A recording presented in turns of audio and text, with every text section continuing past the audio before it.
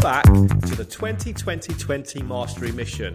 We are absolutely delighted to welcome Kirk back to share an amazing story which builds on the concepts that he shared as part of his first recording with us. Within that session, we were talking about PG. And as part of this second session, Kirk's going to share two stories, one where it went particularly well, and also give us an example of where he's had an epic fail. So, Kirk, if you just want to start off by introducing your story, over to you. Sure. Yeah, so I guess maybe we'll start with the good, we'll end with the bad. Um, and the bad, I'll use a personal story so it doesn't, offend anybody, any of my any of my reps. But yeah, I think, with the good, there's the example of this. It's a biblical, it's a, let's see, a biblical society. I'm not sure where that fits in like the industries, but it's a biblical society. And the rep actually did really strong research on it. Like they found out that this biblical society, which is actually, it's a company, has been around for over 200 years. Like that in itself is just like, that's just so rare. That's like a really great way to get you excited about talking to the person you call. Like the first thing that would be out of my lips is like, first off, I can't believe, Mr. Prospect or Mrs. Prospect, that you guys have been around for over 200 years. Like that's incredible, The other thing he found out about the account was basically that they were active in 55 countries.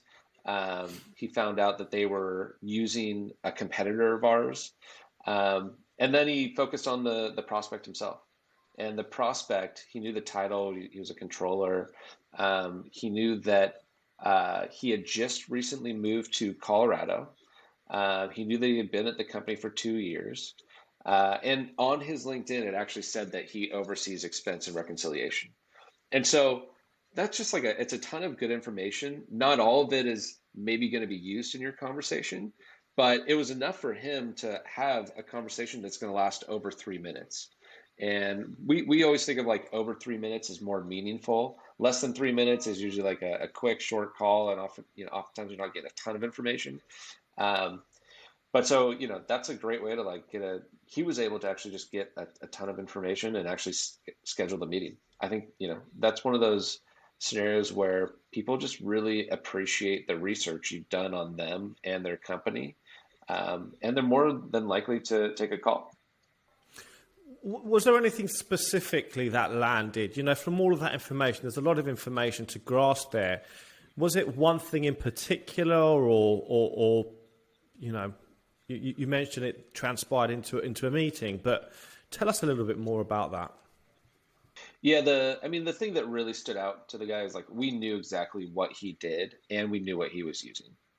We knew that this expense was in his purview, and we knew what solution he was using, so we could easily talk about how we differentiate and get him intrigued on talking to us more, to do a demo.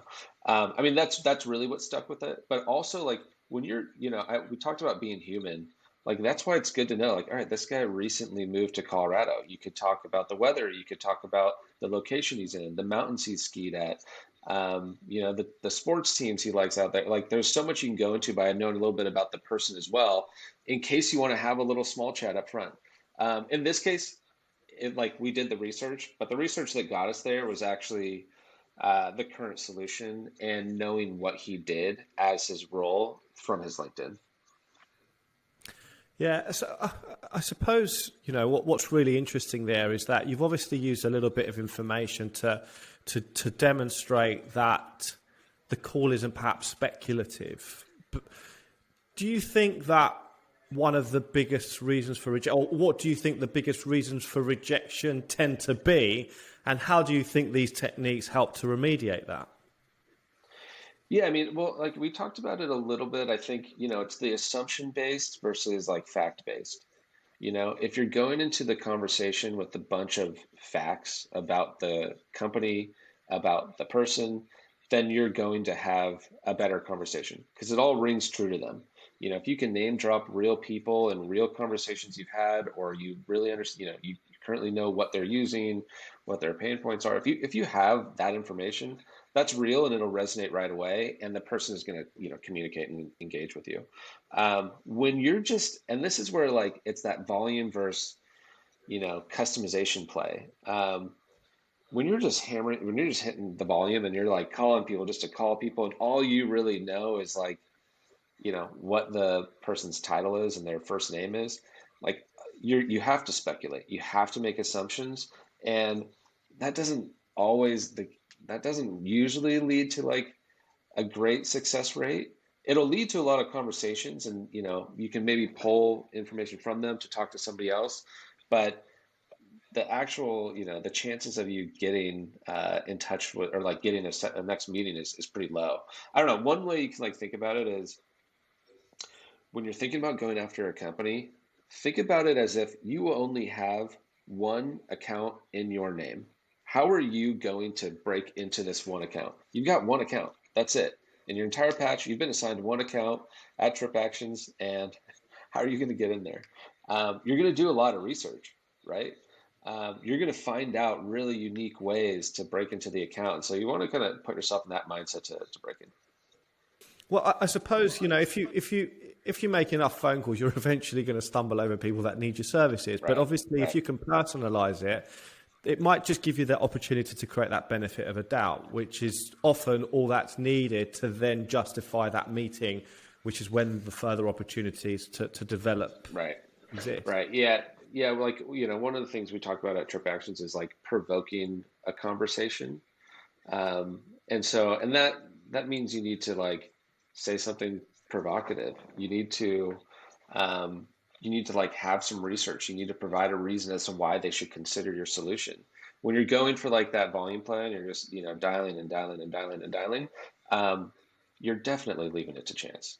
You're hoping that someone is in market. And if they're in market, like they're actively looking, in some ways, like you're kind of too late because they're probably looking at some others as well. And then you've got a competitive issue, and like the likely, I mean, you might still win it, but you've introduced a bunch of competitors. So like, you know, ideally you provoke a conversation, you get people to see why this could be valuable for them right now, and you start to understand their business themselves and what they're focused on, and see if they're open to exploring your solution. And then you'll have a good demo. Yeah. I don't know if we discussed this, Kirk, but when you enter into the call, what is it you're looking for? What's your mission? I know the mission, obviously, at the end, which is an obvious one, is to set an appointment. But is this kind of like milestones that you're looking to achieve as you go through this call? Yeah, I mean, like, if you talk to any of like my reps, like what they will say they care about is they want to know their current solution. They want to like understand, the company's initiatives if they can, like what are some of the like the bigger initiatives you're working on? Um, and then they'll just want to understand like who else they can get on that next step call. Because although like you're calling one person, the goal isn't necessarily to get just that one person. Like there is so much value in multi-threading and getting, several people to that next call. Because like, although the name of the game is to try to like, get as many opportunities in your name, like do this PG, you also want to build champions. And the person you call initially might not be your champion, but if you can get like two, three, four people on that first demo because you've intrigued one person, one of those four people can turn into a champion and then like help you win the deal. Yeah, great. Amazing. So obviously, we were speaking about the very specific example of this, biblical company. Did you win the deal? What happened? On the back of that approach. No, we didn't win the deal yet. This actually is this is just an opportunity we just sourced this week. Right. Okay. Yeah, I mean, like we've got every AE and SDR here hunting, and so we're getting these like all these wins every single day, and it's you start to build that kind of culture within the company, and everyone's on board. They start to see the successes, they start to see the massive wins from like all sides of the company. There's a guy that came in, and within 6 months, he self-sourced and closed Netflix, or sorry, a massive online video TV company. there's a, I think the reps see the magic in it once they start to win their own self-source deals. And there's also just like a lot of pride in that. Those are the ones that they get the most fired up for. Those are the ones that like they pay the most attention to because they sourced it. There's something special about that. But yeah, absolutely incredible. So look, obviously you've told us about the success story. There's obviously a blooper in here that you mentioned at the beginning. Can you tell us a little bit more about that, please, Kirk? yeah, I mean, this is so long ago that I don't remember like all the details, but I remember like how I felt. I felt like I was going to get fired. That's exactly how I felt. So like, I'll tell you what happened.